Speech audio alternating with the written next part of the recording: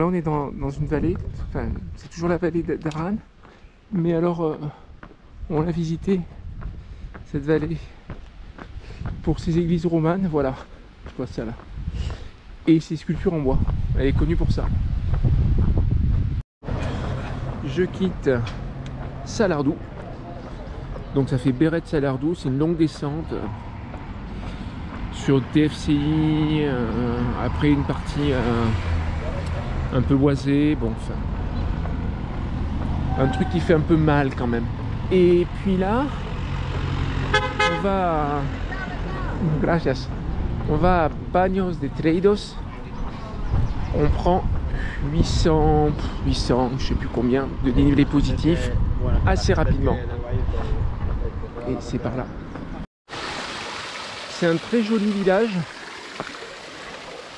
avec des sculptures un peu partout, des ours, il y a une sorcière, et voilà, on quitte le village et c'est parti pour cette montée de 800 de dénivelé, 12 km.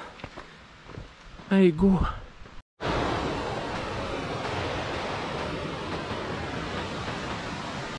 Après un long passage sur DFCI, ça y est, on part direction la montagne. Le programme il est là-bas, là, du côté du Grand Ébouli, à droite. Sans doute les dernières images avant la tombée de la nuit. J'ai profité des derniers moments de lumière pour faire cette montée. Ça y est, je crois que là elle est terminée. On arrive à une sorte de collet. C'est une très belle montée en sous-bois avec des zigzags, un truc assez classique. Et si il fait une très belle journée et que vous arrivez tôt, vous êtes à l'ombre, c'est vraiment appréciable. Voilà, on est arrivé au ce qui ressemble à un col, en tout cas là, la fin de la partie la plus raide de la montée, avec une belle clairière. Et ce seront les dernières images avant la nuit. Et cerise sur le gâteau, je vais pouvoir bénéficier aussi encore de lumière pour la descente. 400 et quelques de dénivelé négatif pour rejoindre le ravito. Terrain super agréable. On renoue avec la première partie du parcours, pourvu que ça dure.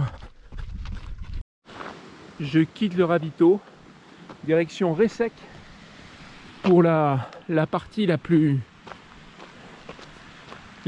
dure de ce troisième tiers. 15 km, 15 km, 1000 de dénivelé positif et 700 et des brouettes en négatif. Voilà, je quitte le ravito direction Ressec pour la partie la plus dure de ce deuxième tiers.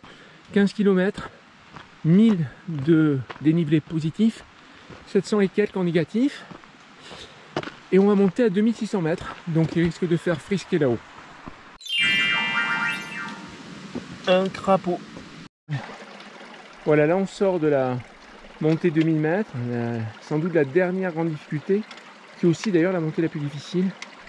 Beaucoup de cailloux dès le début, un parcours digne d'un labyrinthe, et vraiment il y a un côté échappée belle ou GR20. Voilà, on passe au-dessus d'un lac, ça va être très beau quand il fait jour, et même un barrage. Ah, c'est même un barrage. Et ah oui, purée, c'est un barrage. J'ai peur, j'avais pas vu, ça fait trop peur à gauche. Faut pas que je tombe, si je tombe c'est à droite. Et en fait on est en train de passer notre nuit sur cette section du parcours, entre une montée et une descente. Alors voilà quoi. La section entre Colomières et Ressec débute par une montée sauvage de 400 mètres. Sauvage dans les deux sens du terme. Et puis après là je commence à entamer la descente qui a l'air pas mal aussi dans le genre bizarre. Bien. Prochaine étape, Ressec. On arrive à un autre barrage. Ah mais celui-là on le prend pas. Le jour se lève, il est 5h55. j'arrive à Ressec, la 3e base de vie.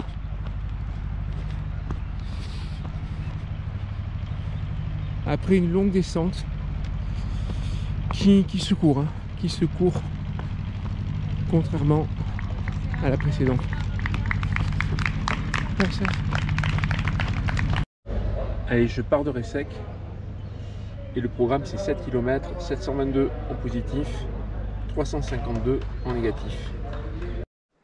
Fin de la dernière bosse importante. On va vers maintenant l'ultime, la der des der qui fait 400 là. On va redescendre sévèrement, je crois, et remonter d'un coup pour ensuite de basculer vers Beila. Alors à quoi ça ressemble? Ça ressemble à ça, ben voilà. Ah, ça va, c'est la prairie. Excellent pour les pieds. Bon, après le truc un peu classique, c'est que c'est pas tout à fait un chemin quoi. Ça, c'est des choses qui arrivent dans ce course, faire passer par des non-chemins. On vient de là et on gravit la colline qui est juste en face là. Voilà, c'est ça qu'on gravit. Dernière bosse. Donc ça c'est la dernière montée. Et là c'est le début de la descente qui nous ramène sur Beila. Merci, au revoir. Au revoir.